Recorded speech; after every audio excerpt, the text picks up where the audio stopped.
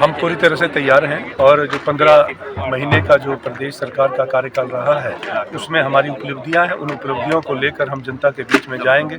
और जिस तरह से अभी विधानसभा का जो सत्र हुआ उसमें विपक्ष द्वारा जिस तरह से जो लोकतंत्र की हत्या करने का प्रयास किया, हम उस बात को लेकर भी जनता के बीच में जाएंगे। और ये जो 6 निष्कासित जो विधायक हैं इनको तो इनकी जनता ही जवाब देगी।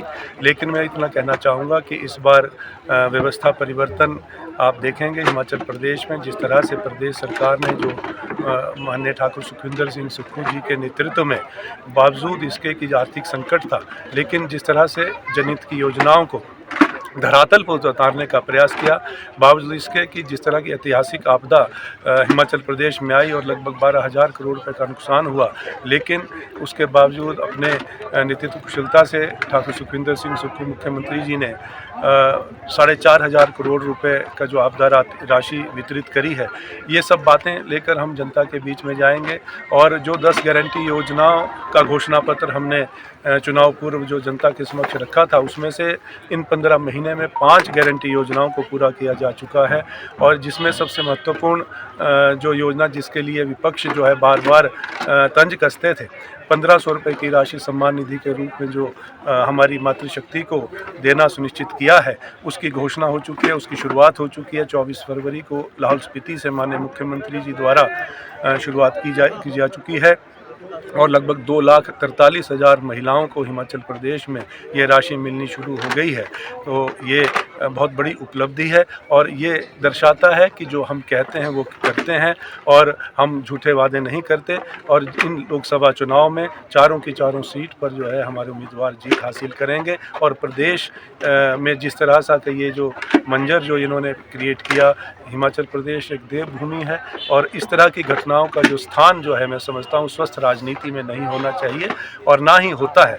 और ये जो एक गलत परंपरा सत्ता सुख के लिए सत्ता छीनने की कोशिश की गई, मैं समझता हूँ कि प्रदेश की जनता समय आने पर इन सब बातों का जवाब देगी। यदि देखा जाए कि जो 6 विधानसभा क्षेत्र है जहाँ पर अब उपचुनाव भी होना है, अगर भारतीय जनता पार्टी उन 6 बागियों को टिकट देती है तो कांग्रेस के लिए वो चुनौती प्रस्तुत कर पाएंगे, क्या लगता है आपको? वो अपने आप बीजेपी के टिकट से अपने आप ही हार चुके हैं। और जिस उम्मीद से, जिस आशा से वहाँ की जनता ने, उनके विधानसभा क्षेत्र की जनता ने उनको चुनकर भेजा था, तो वो आज एक्सपोज हो चुके हैं। और जिस तरह से धन बल से जो है सत्ता हथियाने की कोशिश भारतीय जनता पार्टी ने करी, वो उसमें बह गए और इसका जवाब जो उनको मिल जाएगा। क्योंकि हिमाचल प्रदेश में इस तरह की घटनाएं ना कभी पूर्व में हुई और ना मैं समझता हूँ आने वाले समय में होगी। और ये इस बात का जो खामियाजा उनको भुगतना पड़ेगा आने वाले समय में, आपको ये पता चले। बालूगंज थाने में जो आपने शिकायत दर्ज की थी, तो उसमें कितने आपके पास साक्ष्य हैं, कितना मजबूती के साथ सबूत है? हमने जो शिकायत करी है, हमने कंप्लेंट करी थी कि जांच होनी चाहिए और इसकी जांच होनी चाहिए। हमें दुख हुआ है, हम जनप्रतिनिधि हैं और जनप्रतिनिधि होने के नाते जो है और जो हमारे संविधान में हमें अधिकार दिया गया है उसका प्रयोग करते हुए मैंने जांच की मांग करी है, ताकि आने वाले समय में जो इस तरह की सोच रखते हों उनको भी एक संदेश मिले और इस तरह के घटनाओं पर विराम लगे। उसी दृष्टिकोण से जो ये कंप्लेंट की गई है। धन्यवाद जी।